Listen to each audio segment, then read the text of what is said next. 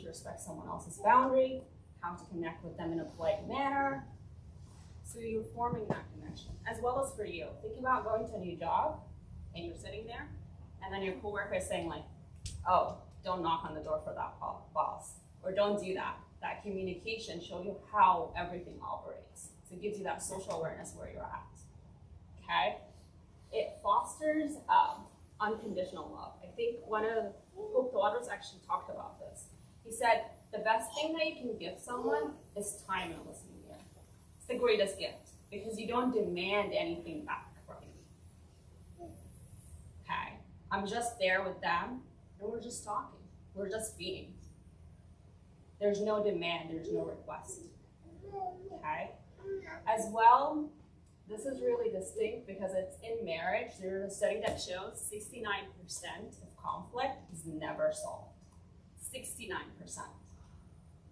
Because we have something missing with the communication. I'm not sure what it is, but 69 from the beginning, like engagement, all the way. They found that at 69%, people keep talking about the same thing over and over again. So without it, you cannot resolve misunderstanding, you cannot resolve situation, you cannot even decide where we're gonna eat today. What happens most of the time, someone will be like, we're going there, that's it. Because you're so tired of people arguing about where to go, okay?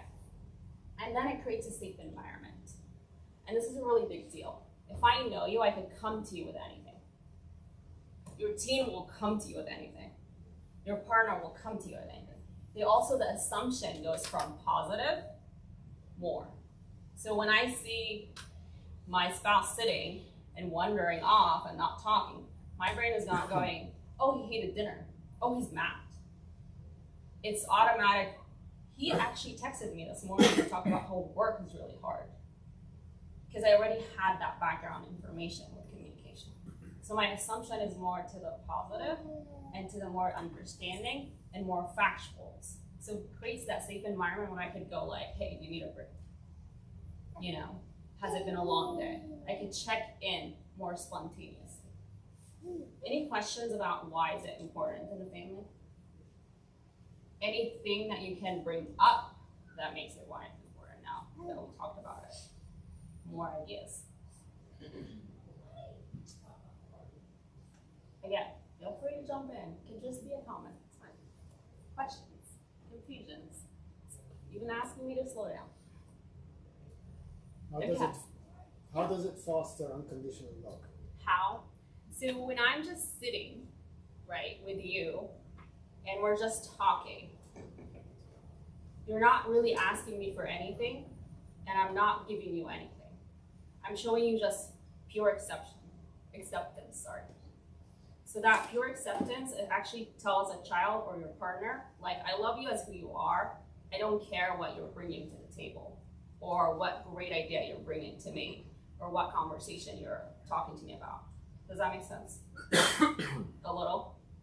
It's kind of just the ability to be and be empathetic without any demands.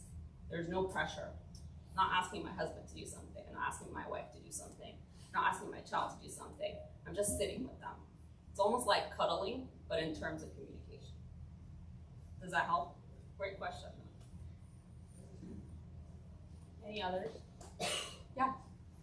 So our communication with our youngest child, by the way, she's a 15-year-old, is lovely. Yeah. It's always positive. It always happens right around 12, yes, correct. Okay. Okay. But I feel like the communication is only truly positive when she's having fun with her friends. Like, for example, our house got toilet paper, and she was like super excited about it.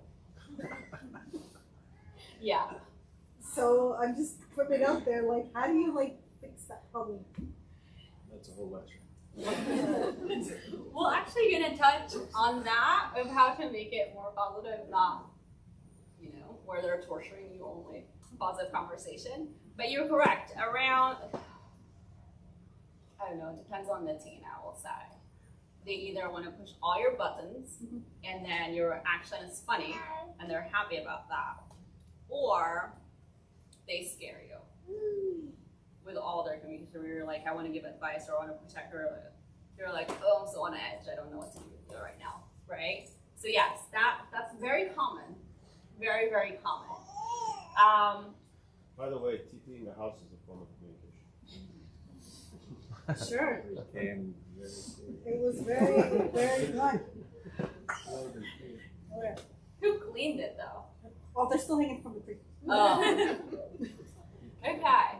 So, I will answer that, and if I don't, please bring it up again.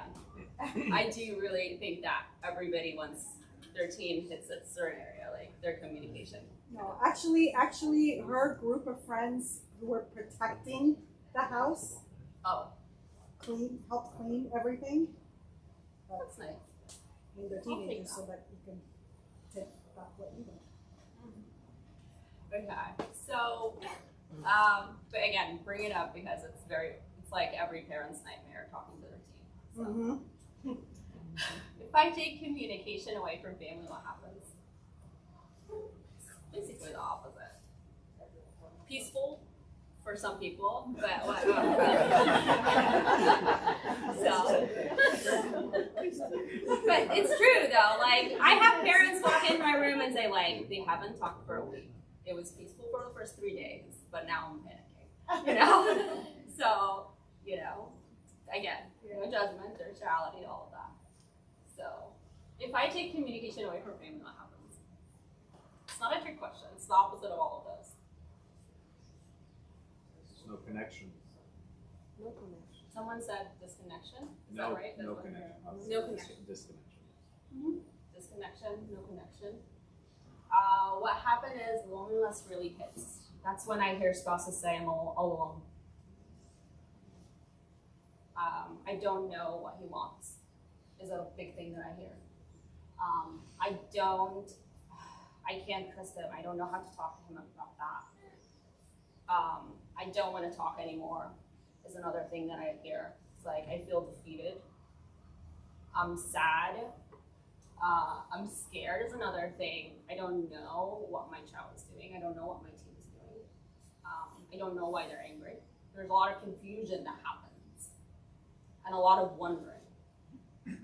So it really, really impacts the family and parenting and the partnership, you know? And I do say, assumption goes like wild.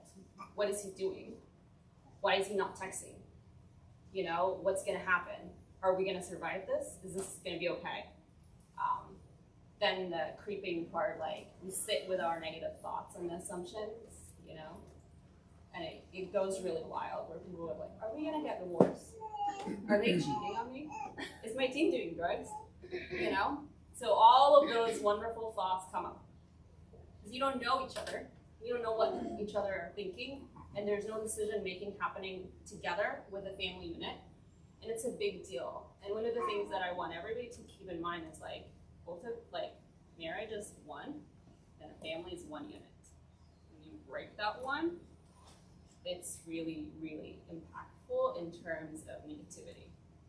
It becomes everybody's an island. Kind of like a hotel. Like your kid checks in the morning, gets breakfast, goes to work, checks out in the evening, go to their room, and they leave. It becomes very mechanical. Okay? So it's a really scary thing to miss in the family. Okay? Questions? Things you want to add? I do think marriage is really hard and parenting is really hard. And what I'm talking about is not an easy thing. So I'm not saying I cringe sometimes even when I'm talking about it. It's like, oh God. So those feelings, if they come up, just validate them. It's very true. You're not alone in that area at all. Okay? Questions, comments, concerns? Yeah. Don't hear me say that. So I start with the worst. That's kind of my thing. And then I end on a positive note. Yes, you'll hate me in this life. Things, please, please, please, to stop with verbal, nonverbal texting, calling while you're talking to your child, partner, basically anybody. This will kill any family. Lack of communication and doing what's on this list. Quick way to end the relationship. Really quick way to sever a relationship with your teen, child, anybody. And the first one is blaming. And I like to change or make blaming very different than criticism because it's very different. Blaming is like, I'm looking at you as the cause of an uncomfortable feeling that I have or a situation that I'm having. You're ruining our family is a blaming. Okay? Your spending is causing us to feel poor, that's blaming. If you're saying those words, you always are making us late, you never keep your word, those are blaming statements that really, really hurt, for the lack of better term. And if you're telling your child, you are causing us, oh, you're ruining our vacation, is what I heard. You're ruining us our vacation because you're too grumpy. That's blaming. Okay? We cannot do this because you X, Y, and Z. Okay? Whatever you're feeling that is uncomfortable, if you're taking it out on someone else, and if you're saying the word you, you're severing a connection between you. Because the person doesn't know how to come back from it. If I am ruining our marriage, how do you come back from that? That's a burden that nobody can handle it. You look at the person as you are the enemy. I always say to people, if you're looking at the person in front of you or your child or your kid as the enemy, know that you have to pause. Something needs to be thought about. Something needs to be reevaluated. Because again, you're a unit. So nobody's to blame, it's us. So either we're gonna drown together or we're gonna survive together. Okay? I know this is a really hard one and people panic when I say it, but I hear it every time. I do it, I fall into that mistake, we all do it. Even for small things, like, we don't get to go to McDonald's today because you decided to hit your brother. That's bullying. So that's not actually a natural consequence. Especially if something has nothing to do with him hitting. Okay. Any questions about blaming? Yeah, but for the well-being and to keep the structure of the family, you have to tell the other or the spouse that he made something wrong or he is at fault of some sort. So blaming is not altogether a destructive thing, except if you put the blame in a proper context or to give it to him in a polite way. But if you keep it without blaming or pointing out the fault, the whole structure will collapse. So I agree with the point that we have to fix something, right? Something happened and we have to do it. You cannot say you are doing this. So that's the part. And there's no polite in blaming at all. You can complain, you can request, you could ask a change in structure without saying you and without blaming. So even if the person made a mistake, you saying they made a mistake, it's kind of like when someone say, like, you cut me off. Someone cut you off in the road. They're not going to be like, let me pull over, apologize to you, and I'll show you how I'm driving better now. They'll never do that. So once you say, your driving is horrible, you spend $100 more, you broke your whatever, the kid, they're not going to be like magically say, okay, dad, okay, mom, okay, honey, I'm going to fix it right now. Okay, they're going to go into what we call a defensive mode. So yes, I agree that sometimes we need to complain, we need to make requests, we need to make changes in our family. And it has to come from a different place than blaming, then we all need to change. Does that make sense? It's the we versus you. And I'll show you how to complain, don't worry. We all have the right to complain and make requests. The next part is yelling and tone. I love when a parent says, like, I yelled at them to be quiet. I'm like, yeah, what happened? They yelled back. So any tone that goes up, it will be matched. So if you think by saying it louder, your kids will listen more, or the person in front of you will listen more, any tone will match. And be careful with dismissing or dismissive tones. Is a big one that I hear a kid saying, Mom, look, the sky is really cool, or a car. Okay.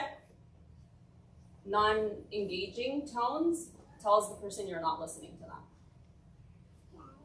So watch the tone, even if it's like an okay. Okay? Yes? But sometimes I feel like people don't hear you unless you raise your voice. Like we tell our kids, do something, clean your room. They'll very calmly, hey, Hannah, can you clean your room? Okay. 4 or 5 times until I yell, Hannah, you need to clean your room right now. I've told you 4 times already. That's the only time she'll ever listen. And it's almost like, how do you get out of the cycle of them only listening when you yell? Yeah. So it's really hard to get out of the cycle. And I think that's where I always say there's a really difference between yelling and assertive communication. So I can up my tone to pretend like I'm asking, I'm making a request. You know, like I feel frustrated because you haven't cleaned your room and we've already talked about it 3 times. Very different than like I'm yelling at you. And we all know the difference between being yelled at, right? Versus like I'm really being like assertive. That if you yell, don't be surprised if the kids starts yelling at you. Because yes, some kids will be receptive to yelling. I'm not gonna say they're not. And some will stare you down like this, no, right? So sometimes kids will mirror you. If you don't want them to mirror you, I suggest no. But yes, there's the quiet kids that will take yelling very well. But it's not really because then you become the yelling parent. And they'll tell you that. You always yell when you want me to do something. So, but yes, great question. Making assumptions is a really big thing. And this is kind of when we talked about you need to be checked in. Like I know that I'm giving information. So if the person yells, makes a noise, tone, face, and you assume the worst, you gotta keep that in check because you interact with it. Does that make sense? So my husband slammed the door. Oh, he's angry because there's no dinner. So he needs to know what it's like not to have time. So I react to that. So, well, if you were here all day playing with the kids, you'll know that dinner was not ready because of this. He didn't say anything. He didn't ask. Yeah, you're bringing that up because of an assumption. We're in a fight. You know, he's not going to listen to me, so why am I going to talk to him? Assuming like, oh, putting a boundary or a curfew with your teen. They're gonna fight it. You don't know that. Most of the time, I will tell you this in my office, 70% of the time, teens don't want to fight curfew and don't want to find rules at all. They actually just want to get something out or they want to stay late one night and they're willing to have the rule. Does that make sense? So when you assume that they're not gonna listen or stick to it, you already are like gearing up for a fight or gearing up for a negative communication, okay? Criticism. So this is one of the ones that are really, really difficult because when you call your son lazy or your daughter lazy, you're rejecting something in them. And that's when we see a lot of children and teens deal with depression. When a parent criticizes a characteristic in their child that they don't like, they're saying, I am not okay with that. And I'm not okay with you. Because kids and teens are self-centered. So when you reject something, you're rejecting them. Okay? So saying you're lazy, your hair is messy. You all have the 7th grader that their hair is everywhere. 6th grade now? 6th grade. Okay. You're smelling, it's too loud. Stop. You're too loud. You're talking really loud. I really apologize about these examples are coming up. Telling your husband, you're not a good husband. You're not good. You're not who I married. It's stuff that we hear, unfortunately. You used to be prettier. You're not a good mom. Anything starts again with you and then a characteristic that you see in the person needs to stop. And I stop myself because like other ideas are coming to mind and other examples. We all heard them. We all received them too, whether from others, parents, or each other, or the kids. Once you criticize, you know, even as a simple, your cooking is horrible, you know, you're messy, you're disorganized, it becomes a loop of thought. Because remember, you're one. as a married couple, and your kids are a part of you. So it becomes a part of their identity. They walk around saying, I'm bad at math because dad told me I'm bad at math. Your wife will walk around like, my husband doesn't like my cooking. I'm bad at cooking. It turns into shame really quickly for the person. So that's, if there's one thing to stop, if you, nothing else in this topic really interests you, is that criticism. It really hurts, and I've heard spouses say, like, I wish he would have just killed me. Literally, spouses would say that, than saying to me, I'm a horrible mom, or I'm a horrible wife. Okay, we do, and it happens during times that you both are maybe out of control or in a fight, but because you thought it once, it comes out in those fights. So you gotta stop it as a thought, not even as something you said it out loud. Any questions? Again, I told you, this slide is not the best. Okay. Disrespect and insults. It's not as common now. We only hear it when you have a joke at the expense of your wife or your kids. That really comes up a lot. Like, I have been in dinner parties and someone would say a joke on their wife's expense or their cooking or their organization skills or what they did last night or what their kid did. And then I'm uncomfortable and I'm like, that's not a joke. That's disrespect, that's an insult. I had a teen walk in, I was like, I don't think my dad knows my name. I was like, what do you mean? He's your dad. He was like, well, because the way he wakes me up and the way he talks to me, it's like a cursing word every 5 seconds. Or he's telling me, excuse my language, an idiot or a dumb kid or not my child, like they're insulting them. That's how they're talking to them the whole entire time. So, no. And acting superiors is really interesting. It's when you're dismissing. Your wife says, I think we should go on this vacation. And he goes like, no, but you don't know our finances. Your kid goes, can I help you, Dad? Can I help you, Mom, cooking? And you're like, no, you're too young. That dismissing, that act like I know better is very, you take away that sense of agency for that person and sharing. So I never forget the story. I had a teacher, my anatomy physiology teacher, worked for a really older couple, and the man had passed away.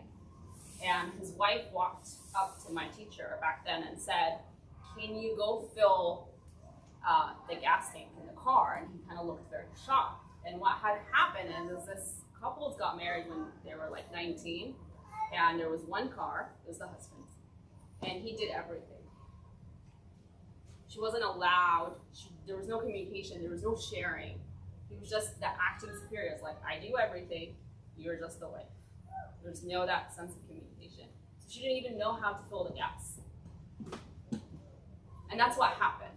When you dismiss your kid and say like, I know better, they don't get to practice with you and know. Okay. Or like, oh, it's beautiful, thanks. And you walk away. Dad, can I help you? Can I make you feel better?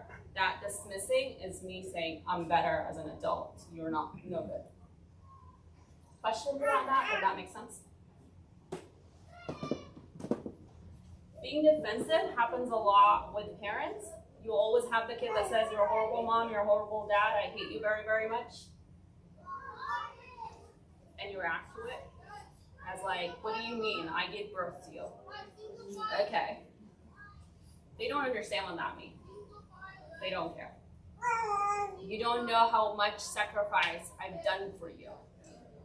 Especially even with spouses, like, you don't know what I'm doing at my job for you, or how many hours I'm working for you.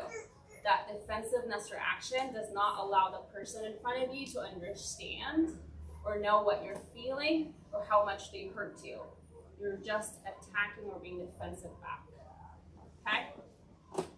And then the last one is verbal or nonverbal punishment. That's where we see the silent treatment. I'll never talk to him again. I had a wife say, I'm going to show him after he told me that. I don't know what she showed him, but like that sense of punishment of verbal happens all the time. You all know each other's vulnerabilities.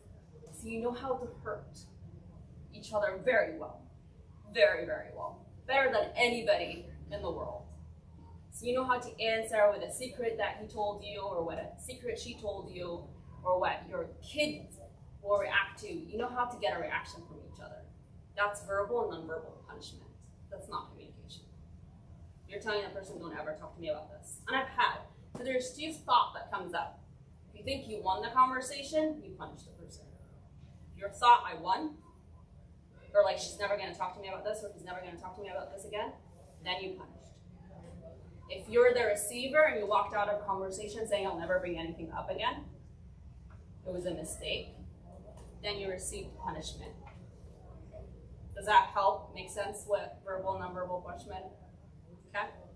Again, I said, this is the worst of the worst. Any questions about the worst of the worst? So these are the things to stop saying, doing, acting, behaving, texting.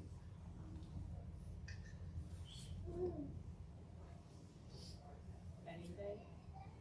You can say comments or add to the list. You can add or say comments. Again, no judgment here. We all have done it. I've said it. I've caught myself. Are you going to give us the alternatives? Yes, I will. I promise you it's not going to end this way. I really do. I really do.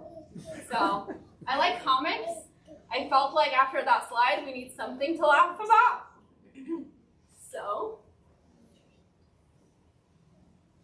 So if you think your kids don't know, they know.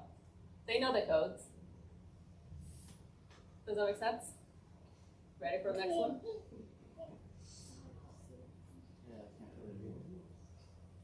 We can't really read it. Oh, sorry. Then we could just skip. This is basically. Wait. No, there's TVs back there. Oh, it's okay. But basically, that mom is standing in the mirror and thinking about how to Can we start address from the it. beginning? I can read them. Okay. Is this the beginning? Yeah, go back. Oh, well, they're all different, but you can read them if you want to. But I was gonna move on. Okay, no worries. Okay. Are they important? Oh no, it's just funny after that slide. Okay.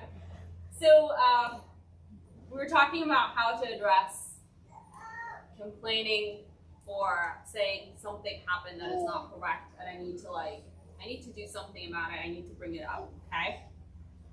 Really big thing is always starts with I. Like I said, you're coming in with a request or a complaint, so it's you. The person, again, whatever they did, they don't think it's a mistake. They don't think there's anything wrong with it, whether they blamed you or criticized you, whatever. They think what they did was acceptable. They got what they want out of it, including screaming at you as a kid. They thought it was okay. Okay? So if you're bringing it, you have to say I. Okay? I usually say upset because I feel like this is one of the comfortable feelings that people are okay saying it out loud versus I'm hurt or I'm sad. You gotta let them know what was your feeling is about the situation, about being yelled at, dismissed, blamed, stood up at a dinner, the laundry's overflowing, I don't care, whatever it is. And then stick to the facts and don't say you. I am frustrated, the laundry's not done, and we have 3 piles in the laundry room. What is know? the answer for this question? I need to hear it. Please. If you are like a full-time working mom and you working like all day long from 8 to 8, Yeah. and I don't have time. But at least I did the laundry. That's a win. So if someone says that, I would just go back and say, well, I am very tired because I work 8 to 8 and I need help with the laundry occasionally. There's nothing wrong to request that back. Because you're right, and I think I did say marriage is hard and parenting is hard right now, and it is, Most families are 2 working parents. There's no extended family to help. You're on your own. You have to do everything. And people forget that being in marriage is full-time, parent full-time, you're working full-time, and then the house needs cleaning. We forget how little stuff like laundry and cooking and let's play a game and let's have a conversation takes time from your day. Sometimes you don't have that luxury of an extra time. You're right, it's exhausting. So just to come back and say, I feel exhausted this week. Work's been really hard. I need help. Or I need a minute. Or things are gonna stay messy for a week. I'm sorry. You're gonna have to be very patient with me. And you see, I even slipped. I said, you're gonna have to be. I need patience, or I need, leeway. So we all fall into those habits of saying you. So again, it takes time and intention to program your brain of saying it. Okay? I So- instead of you. Yeah. I'll show you how to even do it in a positive manner. Any questions about those 3 steps? Those are very simple. Some people go into it. Oh. I was like, got excited for a minute. Oh man. So, those 3 steps usually, it's the matter of the person communicating, not really waiting for a response, or they cannot control what the recipient will say or come back. So it's just a matter of how I communicate. So, what if that is communicated in a manner that I'm expecting a response, and if I don't get the response that I want to hear, it turns out it's a whole different thing. Yes, I will say it's with your team. 60% of the time, you're never gonna get the response that you're willing to. So question. You're right.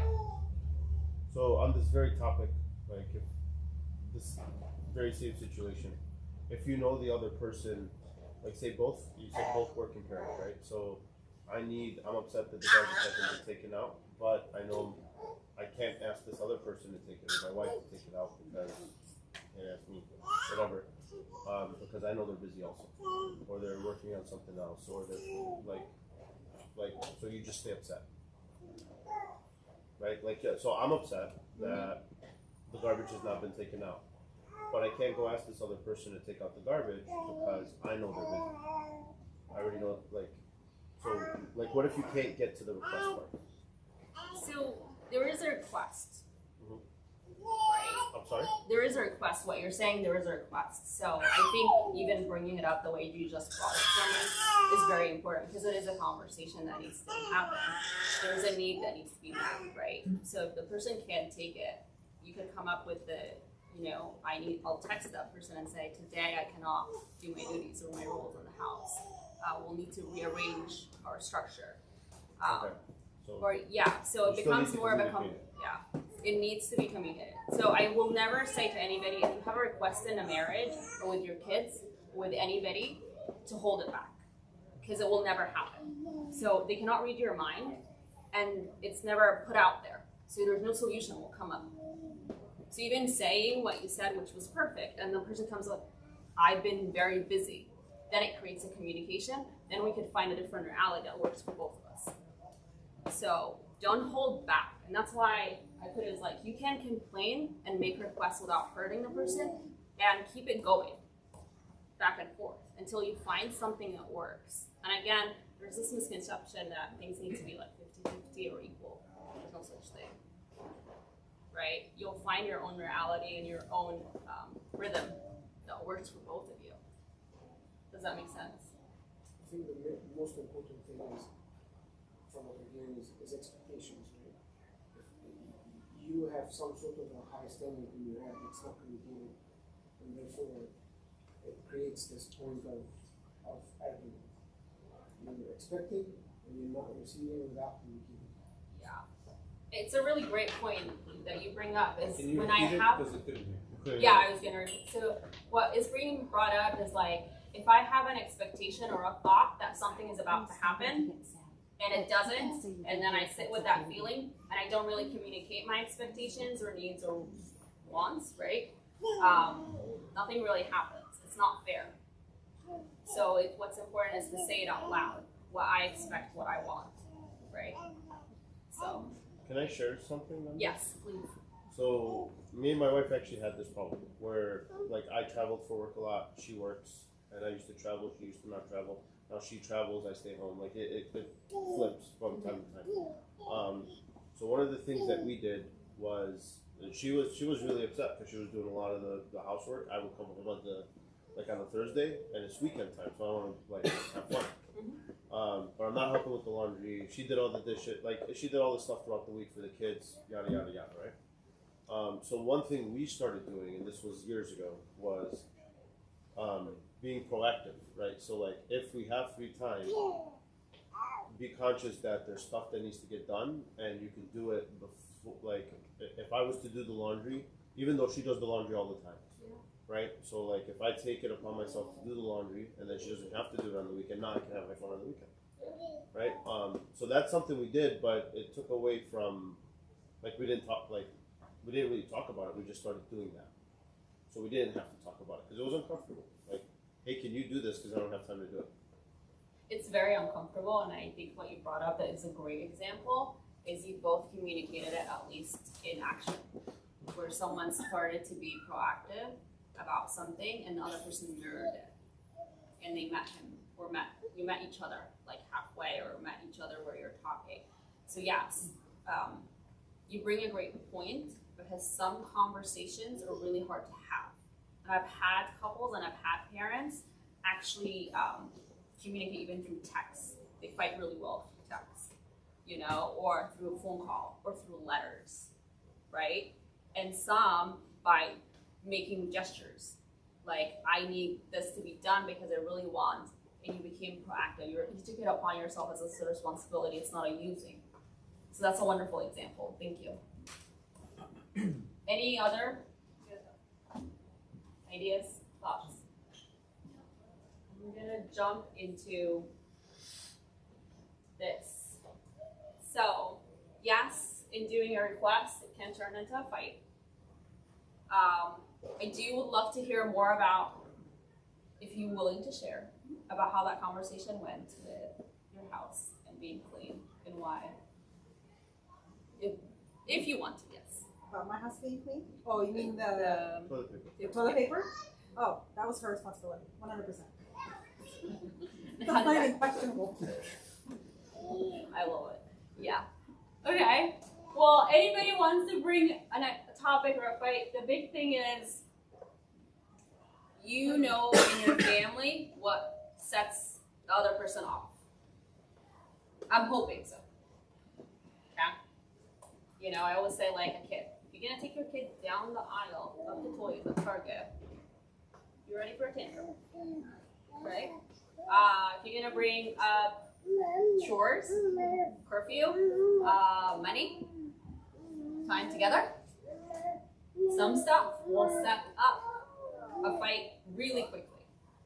Some requests or some complaints, right? So just time it really well.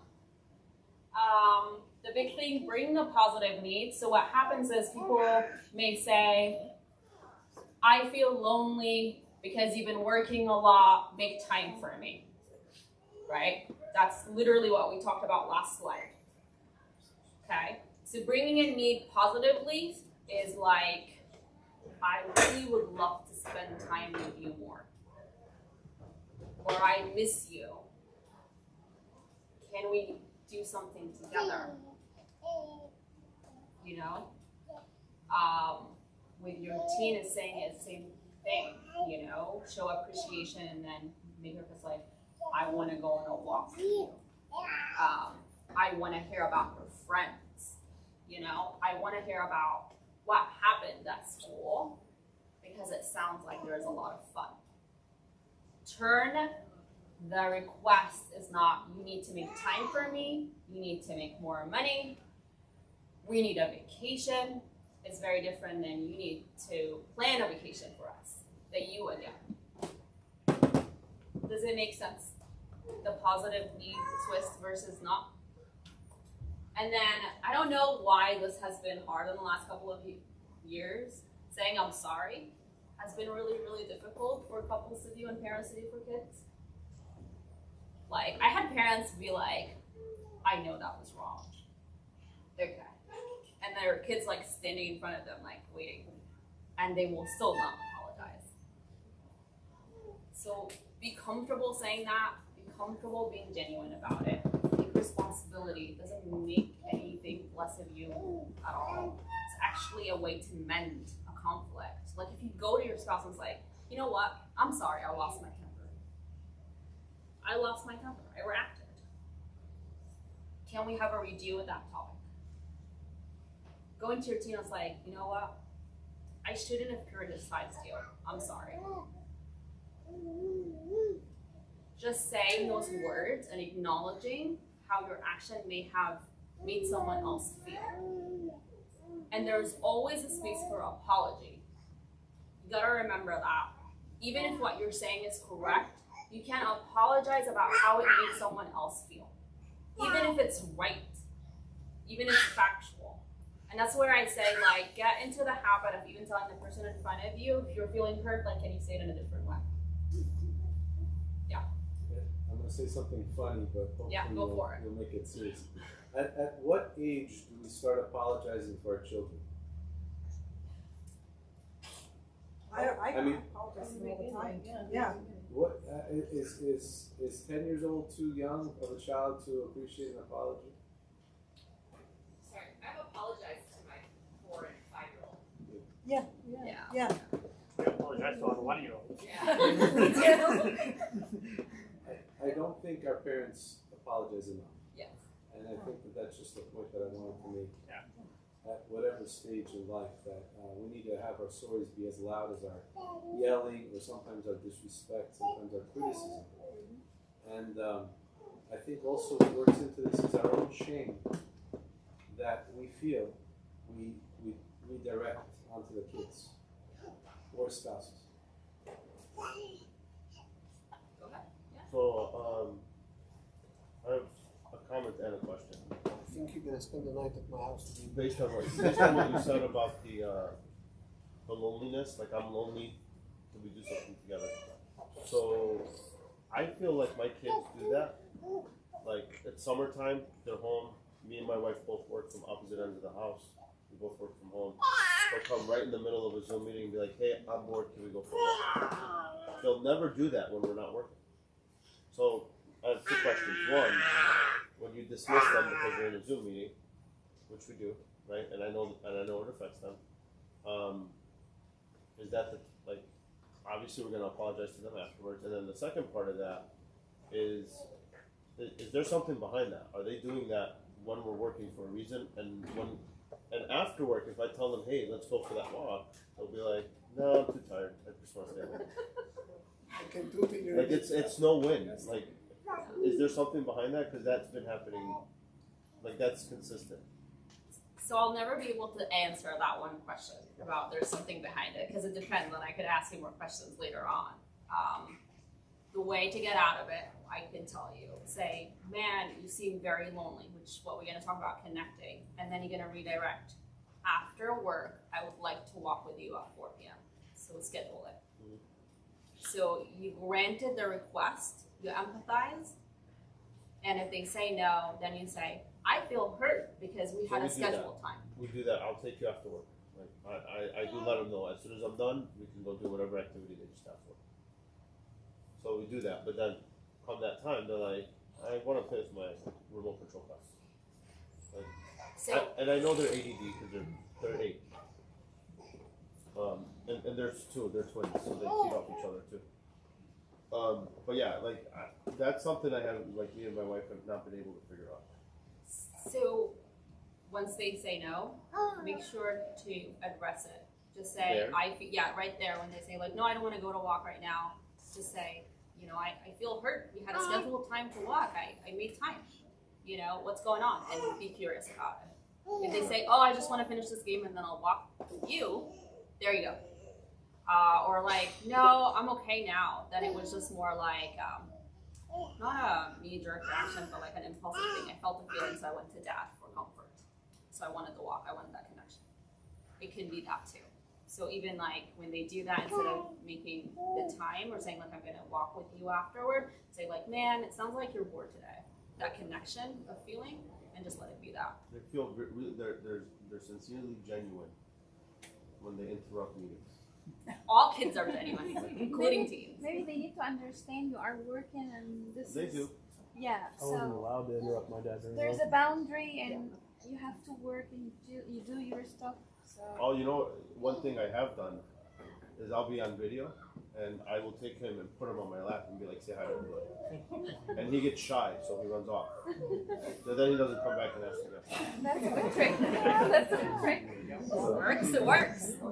So for the sake of the kids that are there in the daycare, we're going to go for about 15 more minutes, and then any questions that might have, you have Merna, and then what I'm going to do is in the next email, I'm going to send out another survey, or if you can go back into the old emails, you'll find a survey where I'm asking for people's requests for topics. I think it's opening up a lot, and I'm looking forward to the rest of the slides. But I also know that we're on a kind of a timer with the kids, and especially the younger ones. So I want us to get through as much of the lecture as possible. Okay, only 2 more. We're good. It's just the rest will be how to create space for communication in the family. It's like the positive piece of things. Just making time. So again, like we said, communication is a process where I'm sending information and receiving some. There has to be a scheduled time of no requests, no complaints. I'm just asking about you, just to ask. There's an intention to the conversation, just to have a conversation. Okay? And it has to be continuous. So people do that through text, notes to their kids, go, hey, I was thinking of you today. Not all what I'm saying has to be about problem solving or needs or wants. I can ask about you just to ask about you. So it doesn't matter how you want to do it. If you have boys, I always say like it's really good to do an activity and talk. It kind of helps. It's okay to start that way. So, yeah. Somebody communicated with me, and said better, I and the facts and then me. And some personalities, me too, I'm not a talking person. I took everything in, okay, and I really got everything. How to respond back that you really got it and acknowledge the feeling that they share with you without being too short, too long, especially if you don't want to talk about it. So, perfect way, oh, I heard you, and then say everything you heard. Summarize it. It's kind of like when you summarize an email and say, like, can I get back to you about that? Which is really good. I always tell parents to not be quick to promise vacation, trips, toys. Wait, give yourself a minute, because if you do and you don't follow through, then the kids take it as a pattern. Yeah. About the amount of time that you spend, how much is like a good time? That depends on the family and your child and the age and your time for you as a couple. There is a rule of thumb of something that we say. If you hurt someone's feeling, or you blamed, or you criticized, you have to give 5 equal encouragements and praises. If you make 1 request, you have to have 3 thank yous or appreciations of the person and, encouraging words. So that's just the daily stuff. So to answer, if you have 4 kids, you need 4 times different, and then 1 as a family, and then 1 as a couple. Whether it's 15 minutes, 10 minutes, whatever times. Could be even 1 minute. In the previous slide, it was fighting, and it takes 2 to tango, but it takes 3 to fight. You see, all these studies and everything, they do not put the devil into this equation. And 99% of all the fights between parents and spouses and everything, it's initiated by, believe it or not, the devil. Either you say a word and the word is misinterpreted, or an incident or a loud voice. Why all this happens? Because we are weak creatures, and the devil finds the way to go inside any of the both minds fighting and create this fight. So if we're smart enough to know where he's coming from, or how he's coming from, or how he's going to interpret, I would be able to block most of my fights, because I tried, oh yeah, now you're coming from my weakness of this side, I will block it. So if you all use this, I don't know why these studies don't bring the devil, because it's, it is not religious, right? Mm-hmm. It's all done in the field of psychology. But if they understand exactly who is the one initiating fights, they will succeed to eliminate it, which is the devil.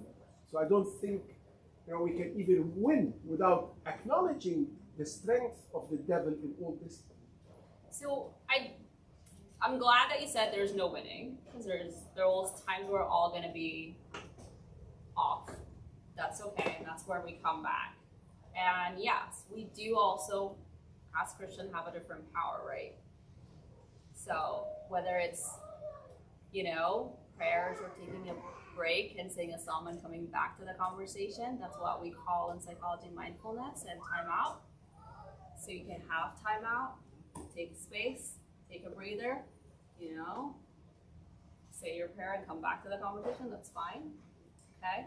If I tell my 15-year-old that the devil is part of this, oh no, I wouldn't suggest you. No, I know. That's exactly my point.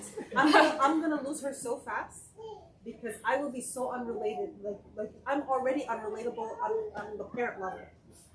Like if I start bringing holy powers into it, no. Yeah. Okay, that it's the same concept of let's not blame. Okay, so let's not even blame the devil in this conversation. We do our part. Grace comes in. All things works well, right? Okay. I think. Yeah. I think one thing in Egyptian culture, and I've experienced this with my parents, my aunts, and my uncles, the generation before me, is that they always wanted to blame somebody else, and the devil's a great person to blame. And then there's no work that we did to resolve anything. It was just, okay, it's the devil's fault, so it's okay because it's the devil's fault. It's not your fault. Didn't give me any responsibility to fix the action or to come up with a better way to resolve it. So I think when we say, oh, there's the devil in this, the person that made me do it, sure, but I still have control of my actions, my words, even my thoughts at times, right? So yeah, I think we need the tools, and that's not to dismiss that the devil doesn't exist. It's just really like, how do I deal with it? Not just that, but you're giving them an excuse to say, "Oh, the devil made me do it." So. So Merna, speaking of the tools, I really want to emphasize the first one that you have there, which is to make time to communicate.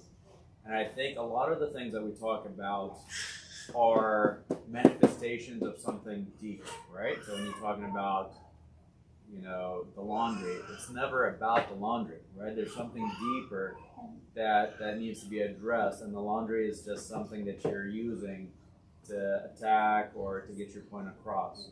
And I think, we always talk about the emotional bank, the deposit. And obviously, if people are spending time with each other, investing in each other, it's so much easier to have those conversations. You're not talking to a stranger, you're talking to a soulmate. And I think it's very important to make that time, right? Whether it's your child, your spouse, your friend, to connect. And therefore, or I should say, it makes the communication come across much easier and without, or at least less conflict. Yeah, I agree. So everything you said is correct. In terms of this, I'm not going to go through it just for the sake of time, but I do advise couples and families to steal time. And to steal time. And to notice bits is what they call it with Godmen. So if your child says, "Oh mom, look, there's a cool car," going into that and say, "Oh, what about it that you like?" And just have a really, really typical 3-4 sentence conversation. Your wife says, "Oh, you don't believe what happened at the mall today." Just hone into that. Your husband says, "Man, work was left." Like those statements that people just throw out there, if you hone in on them and have a full conversation until they're just talked, you're building that bank and trust and that safe environment to be able to bring back any topic you want to bring. And it creates that connection. Okay? So just being curious, being empathetic, asking the open-ended questions, encouraging. Like even if you walk into the house and you walked in and it's clean, it's always clean. There's nothing holding you back from looking at your wife and says, "Man, our house is organized today. Thank you." Your kid's room for the first time, the bed is made. Say something. Don't expect it that it's done. You know, those moments that you can steal, those acknowledgement, oh, I missed you, or like even like patting your kid on the back. Those communication makes a huge difference than saying like, we have a family meeting, we're gonna talk today from 6 to 7, you know? So those are the ones that makes really most thing. Like, you know, we have the 1-year-old that walks in and is like, whoa, Dad, the sun is out. Yeah, what about it? You know? Or the annoying 3-year-old that keeps saying like, why? Why is it raining today? Why? You know? Why is Mom not here? Why? You know?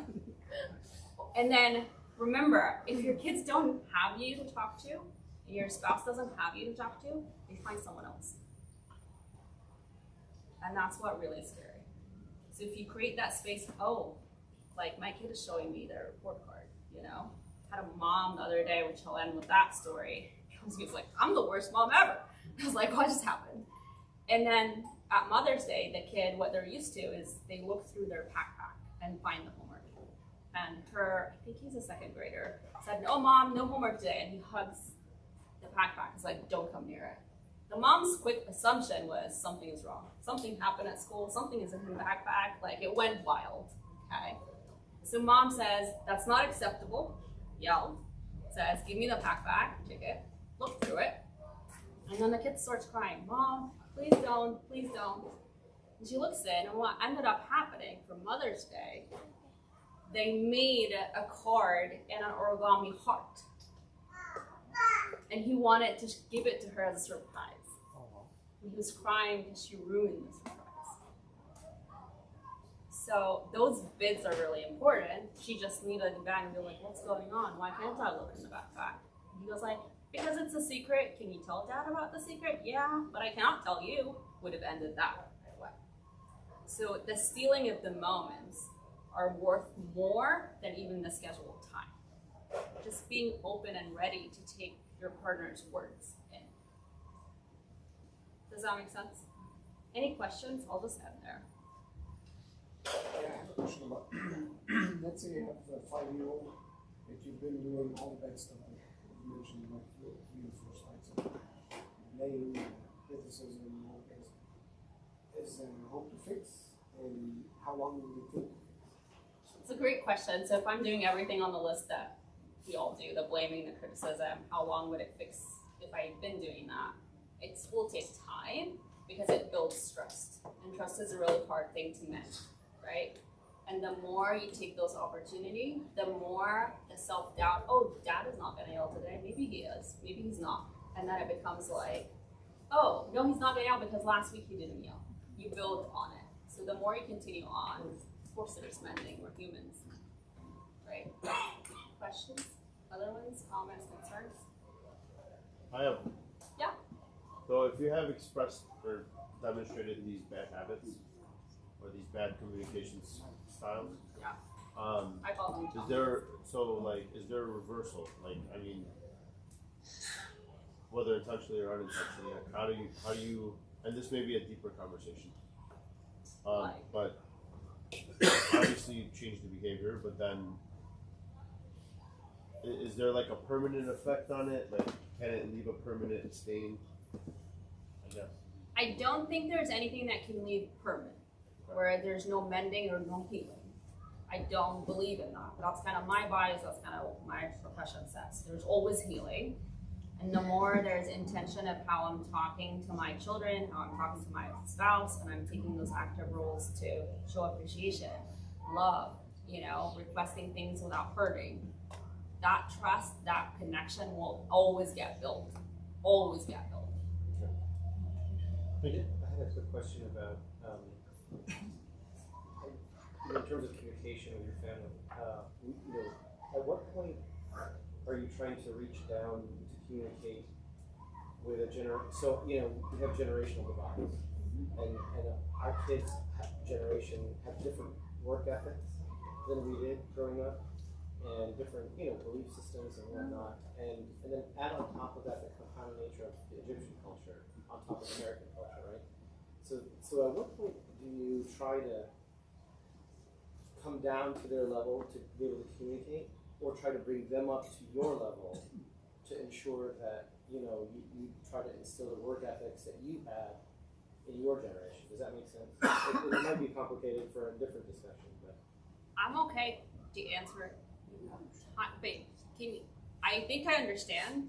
Is there an example that you can give me or like a topic? Because coming up to my mind, I'm not sure if it's the right thing or not. so, for example, like when homework, for example, right? When a child says, "I can only do so much in a day," and you want to be open to that, right? But you know that they could do more, and it's not your generation's work ethic to try to get them to do more, or they get like levels of frustration, and it's all dependent on the individual as well. Mm-hmm. But I feel like across the generation, there's a difference. Yes, there is, and there also in terms of the work they're getting. So I would say be very curious of why they don't want to do any more and why they think that is enough, and kind of just hear their point of view. And that's where I say like a new middle ground. So you can lean in. Can we do one extra page? And then you'll have one less page of what you wanted to do, and it doesn't have to be like that technical. Right. There need to be like a new middle ground where it's like, I'm not doing homework, because I've had kids that says like, the teacher doesn't really care, why am I doing it? Or like, it doesn't really matter. So it has to have a conversation, and I don't know what the situation looks like to be able to say. There's nothing wrong with saying like, I go to work from 8 to 8. If I don't do that amount of time, my paycheck is less. Are you okay with a less grade? It's a national consequence too. And as a parent, sometimes that makes you freak out. Yes, you don't want them to get a B, but a B in elementary and them not liking it is very much different than a B in high school. So the more you let them experience that even natural consequence, it will actually correct the behavior on its own without even you having to address it. Does that make sense? Yeah. I'm reading a book right now called Raising Teens with Love and Logic, and I absolutely love that book and recommend it to everyone with teens. And I think there's an earlier phase, which I think is his children's phase. But one of the things it talks about that I think transformed my relationship with my quote-unquote difficult teenager, which I realize it's not her, it's me. I have to change myself. A lot of the arguments were because we as parents, according to the book, we as parents feel responsible for everything they do. And there has to come a point where you have to let go and teach what you just said, consequences. So that sometimes means you step back and allow them to fail. Mm-hmm. And feel the failure and feel how awful that is. And so from the inside, they want to change because they see the difference between failure and success. And a lot of times when we feel so responsible for their success, we end up yelling at them, why aren't you doing this, why aren't you doing that? And kids are kids. They're going to continue doing what they're doing if it's not coming from inside. And so I guess to summarize this really quickly is to change it from you to make it their problem. It's always been our problem. When teenage years come, you have to teach them that you are going to make the decision, because in a couple of years you're out of here and they will make that decision without you, right? You're not going to be with them in college. They need to be surrounded by the drugs and all the issues that are going to come up, and not think what are mom and dad thinking I should do. They're going to have to come from within themselves and make that right decision. So that has to start in earlier years. And if that means sometimes they fail and feel the agony of failure, that's what needs to be done. It's a wonderful book, and I think it transformed our relationship. Did everybody What's the book called? Raising Teens with Love and Logic. You put it in like one of our parents. So what I'll do is for this group I'll form I believe I have, if you registered for the event, I should be able to have all of your emails or find your emails. What I'll ask is if Merna can share a portion or the entire presentation, I'll put that there. I also have it, this was on YouTube, it's just a closed link though. So if anybody wants the link, I can send them the link. And just to kind of add to end this, but to add to it, please don't underestimate the role of prayer and reading the Bible in the house, together and individually. One of the things that you have to do when you're driving your car is charge it or put charge it or put gas in it. The same is true for your family and for your own spiritual life. That there has to be that presence in the home.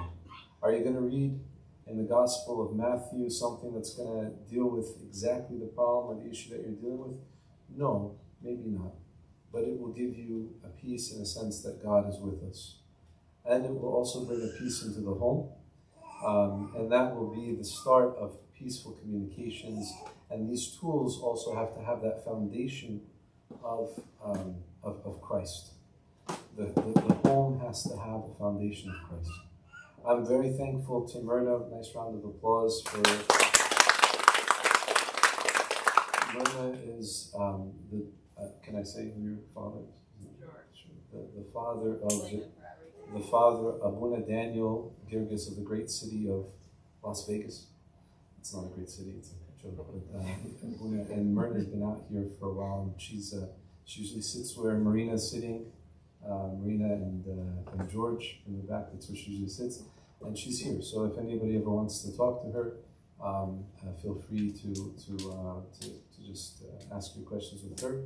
My wife and others are taking care of the kids, and they're basically saying collect the kids as quickly as possible, so that, and I'm sure there's going to be some meaningful communication between she and I about how I did not take care of the child care to the best of my ability. For me, it's just like let the kids run. For the mothers, it's a little bit different, so pray for me.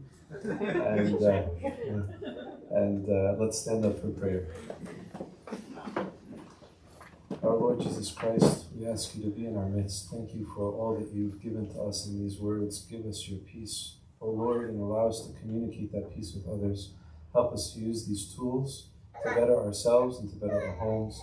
Bless us, O Lord, and help us to do that which is pleasing. Guide us by your Holy Spirit, and allow us to always communicate that which is inspired within us.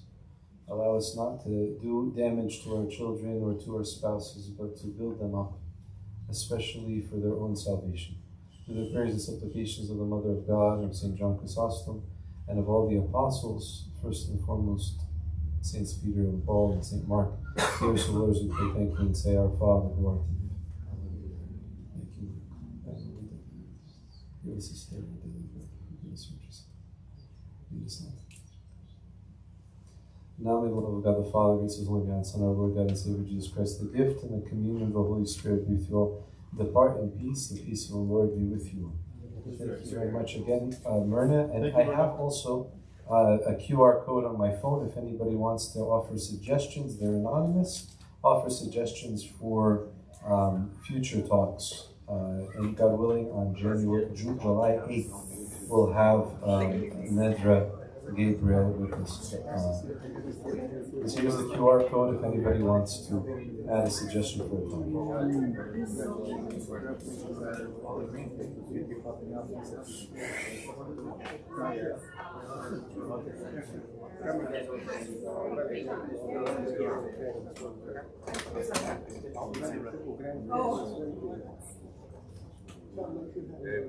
We're not expecting that to happen.